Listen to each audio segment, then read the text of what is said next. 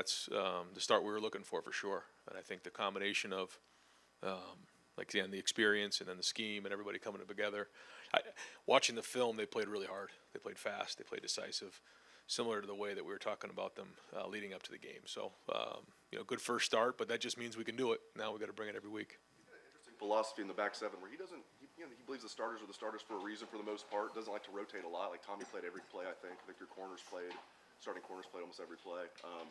Was that did you like that when you were meeting with him? Do you like that philosophy? Was that one of the reasons you wanted to bring him in? Well, I think this game was unique in that we only played 49 plays on defense. So certainly you want to establish roles, but I think you're going to see more depth played moving forward. Go third row left, Dan Hope, 11 Warriors. Ryan, you said yesterday on BTN about how Jackson, impacts everybody on the offense. How does he do that, and how do you guys have to account for that if he's not out there? Well, he's just such an impact player. He can, as you saw last year, he can turn a 5-yard completion into, whatever. He's just so explosive. And, because of that, when you have a playmaker like that on the perimeter, it just has such an impact on the entire game schematically across the board. So, that's just the impact he makes because he's such a great player. I know you're hoping to get him back this week, but do you have to balance in your mind of, okay, maybe we should rest him a couple weeks and make sure he's fully healthy before he comes back? Yeah, we I leave it up to the doctors and the medical professionals, but yeah, we will not bring him back if there's any risk of him getting hurt further for the future. So we'll make sure he's 100% before we put him back in the game. Yeah. Fourth row middle, Pat Murphy, 24/7 Sports. Ryan, you talked about having to win every week here at Ohio State. You have this big game this week, a lot of hype around it. You come out against a non-Power 5 team. How do you keep the same intensity, same everything you need for a week like this after coming outside?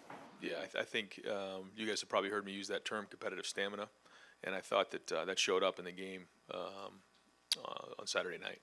The way that we played in the second half and certainly in the fourth quarter was tremendous because we knew we were going to be in those styles of games when you're playing against really good opponents. We were in some of those games last year. We did okay with other games. We didn't respond like that. We did on Saturday night, and that was a job well done. But that doesn't mean anything this week. We say it all the time after a Sunday practice. Once we walk through those doors and practice is over, we head up to victory meal. The game is done from the week before, no matter what happens, good, bad, or indifferent, because we have to move on because nothing we did last week matters. And it goes back to that term, competitive stamina. Can we bring it every single week?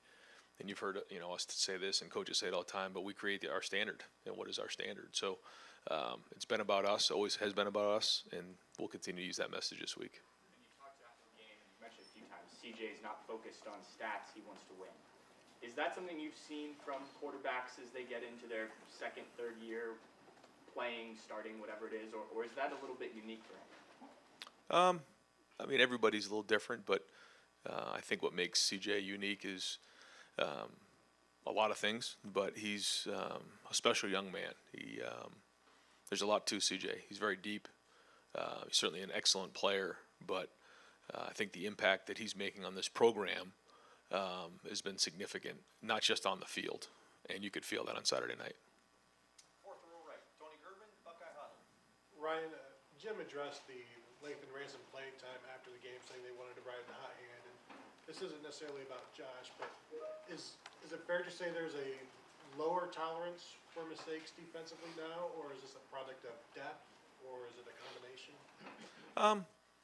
No, I think it's a combination of all of the above. Yeah, and when you get in that first game and you don't have a lot of at-bats, you have 49 plays, I think more of those things come to the forefront, come to the surface. But, no, we're going to need Josh. Josh is going to have to play for us, and he'll play a significant amount this year for sure.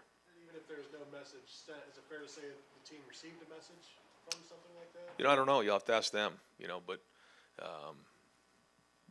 I'm very pleased with the way that the guys played on defense, and we'll have to continue to build on that. But the good news is we have really good depth, across the board, and certainly on defense and in the secondary. So, those guys are going to play, and when they get their opportunity to play, they got to make it count. And that's what being at competitive excellence is. We have these terms that are part of our culture, and one of them is at competitive excellence. When your number's called, do you make the play, yes or no? And so, that's what we're looking for. Right next door, Rob Aller, Columbus Dispatch. Ryan, when you get a guy nicked up like Jackson, I know you defer to the medical people, but how hard is it as a coach when a kid really wants to get back in there, whether it's during the next week's practice or during the game? Just how do you deal with that sort of emotionally? Yeah, that's hard. Especially in big games like that, when someone's worked so hard for that moment in such a big game, and Jackson certainly enjoys being in big games. He thrives in it. But we first, like you said, go to the medical professionals and say, can he play or not? If the answer is no, the answer is no. If the answer is yes, the answer is yes. If it's somewhere in between, like we got to kind of see how he does here, then it depends on kind of the maturity of the player. And with Jackson, we trust Jackson, so we wanted his feedback, and we tried to see if he'd get in there and play, and then just said, I'm just not going to be at my best here. I don't want to put the team at risk. And so we have a more experienced guy who's played. You can kind of trust him a little bit to give you some feedback if it's one of those things we're trying to figure out. But at the end of the day, it comes down to the doctors and the trainers. You've done this a long time. What impact does a serious injury to a key guy or any guy have on the team? I know it's next man up, but like to the vibe of the team, what does that do? Like you said, you have to kind of move on, and there's just different things that happen to you. And we talk a lot about the events that are going to happen, the adversity that's coming our way.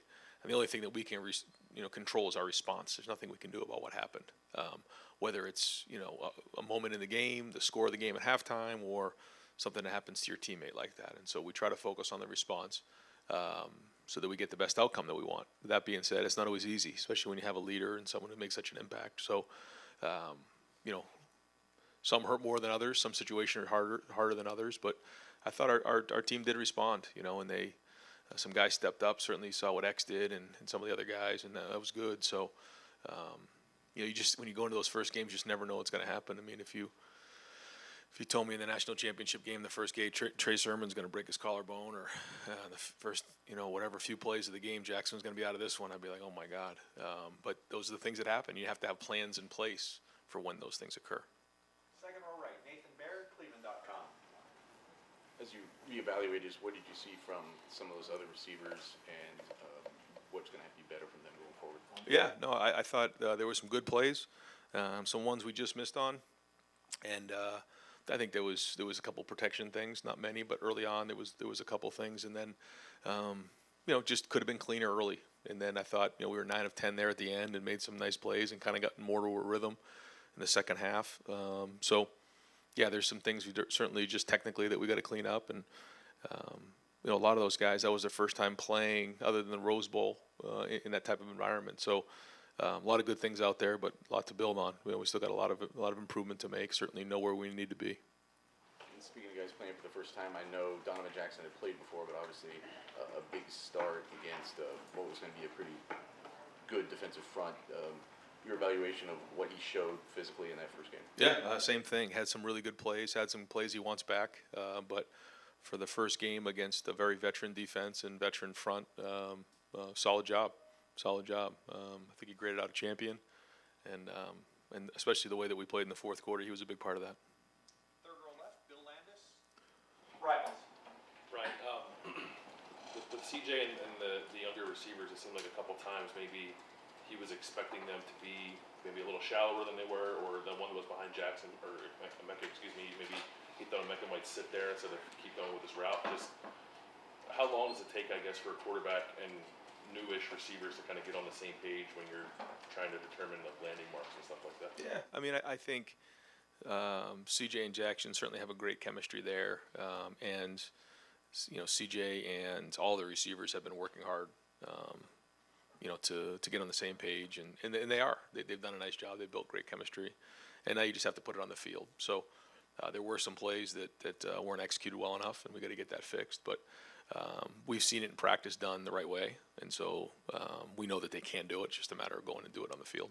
It looked like Luke had a boot on his foot walking out of the stadium. Is there anything serious with him, or are you just managing something? What's up with that? Yeah, when you come out of those physical games like that, there's always bumps and bruises and things that we want to keep an eye on, but nothing long term there. You had, I guess, the contingency plan up front. If you had to put a new center in, is it Matt? Is it Jacob? And then if it's Matt, who's the guard? Right. Yeah, so when Matt went down, Enoch came in and actually gave us some good plays there. We had a counter play where he came around, did a nice job, and I think we picked up about 8 or 9 yards on that play. And so, yeah, it'd be one of the two. We'd either move Matt to center and then move Enoch over to guard, or you bring Jacob in. So those are our two options there. Over to the right, Don Berry, WBNS 10 TV. Thank you. Coach, after the game, you said you thought that the way that you guys won that game and had to, get it done in the fourth quarter, that would pay dividends down the road. Learning to win that way, how important was that, and was that what you were talking about? Yeah, I mean, Coach Freeman talked about it after the game that their game plan was to, short.